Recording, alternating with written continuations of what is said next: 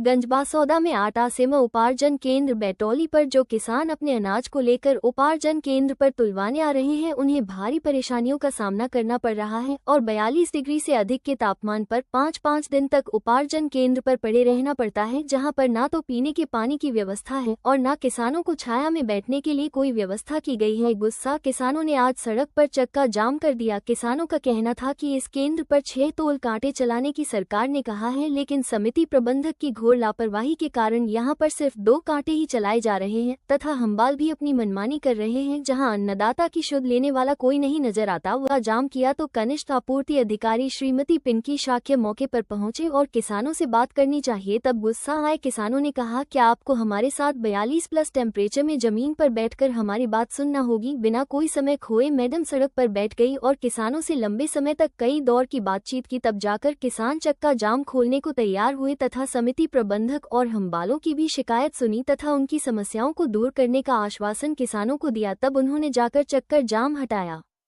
मेरा नाम विशाल रघुवंशी है, मैं गोपा महाशहर का हूँ। मैंने 4 दिन पहले मेरी वेयर हाउस में अनाज रखा चुका है, लेकिन अभी तक पर्ची नहीं बनी। पक्की रसीद जो बननी चाहिए वो नहीं बन रही है। मैं आटा सेमर उपार्जन केंद्र पर सिद्धश्री वेयर हाउस में आज क्या विवाद हो गया था कि किसान लंबे समय से लाइन में खड़े हुए थे और अंत में उन्हें जो है चक्का जाम करने के लिए मजबूर होना पड़ा था। मुझे तहसीलदार साहब द्वारा सूचना दी गई थी कि वहाँ पर किसानों के द्वारा चक्का जाम किया गया है। मौके पर मैं पहुंची। कारण क्या था चक्का जाम का? मौके पर जब मैं पहुंची मेरे द्वारा किसानों से चर्चा की गई। उनके द्वारा बताया गया कि वो 4 से 5 दिन से अपनी ट्राली लेकर खड़े हैं और उनकी तुलाई नहीं हो पा रही है। और समिति पर जो समिति प्रबंधक हैं उनके द्वारा केवल 2 ही कांटे चलाए जा रहे हैं। हम्बाल जो वहाँ से कांटे कार्य छोड़कर चले गए थे, समिति प्रबंधक द्वारा अन्य अतिरिक्त हम्बालों की व्यवस्था भी नहीं की। कितने कांटे चलना चाहिए मैडम?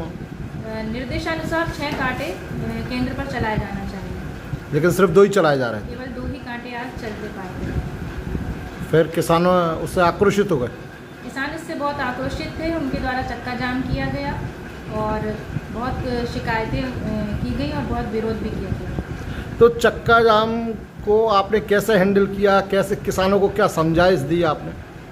किसानों का ये कहना था कि जैसे वो धूप में खड़े हुए हैं, अधिकारी भी उनके साथ धूप में खड़े होकर ही बात करें। तो मेरे द्वारा उनके साथ बैठकर उनसे चर्चा की गई और उनकी समस्याओं को सुना गया। आप भी धूप में ही बैठी उनके साथ? जी, किसान बात करने को तैयार ही नहीं थे जी।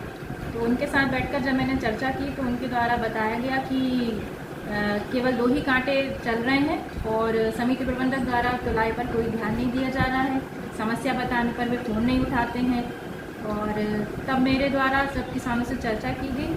वेयर हाउस प्रभारी, वेयर हाउस के ऑनर को भी बुलाया गया, मुकद्दम को बुलाया गया, समिति प्रबंधक को बुलाया गया। तीनों से चर्चा की गई और तीनों से ये चर्चा करने के बाद कि वे कल 6 कांटे अनिवार्य रूप से चलाएंगे। इस सहमति पर किसानों ने चक्का जाम हटाया।